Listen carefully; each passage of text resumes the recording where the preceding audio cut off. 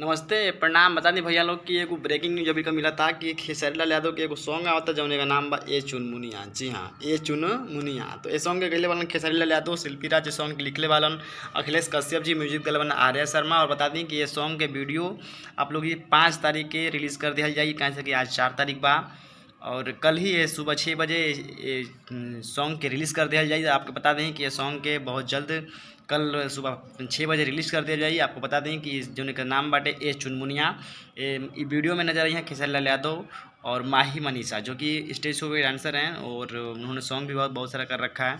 तो उनका एक सॉन्ग आ रहा है ए चुनमुनिया और बहुत जल्द इसको कल सुबह 6 बजे 5 तारीख को रिलीज़ कर दिया जाएगा यूट्यूब चैनल पे। बता दूँ आप लोगों को इस सॉन्ग को सुनने के लिए कल सुबह 6 बजे आप लोग जाइएगा यूट्यूब पे, सर्च करिएगा ए चुनमुनिया तो आ ही जाएगा। बता दूं आप लोगों को इस सॉन्ग को बहुत जल्द रिलीज़ किया जाएगा। यही जानकारी इन्फॉर्मेशन था, तो मैंने आपको जानकारी इन्फॉर्मेशन दे दूं।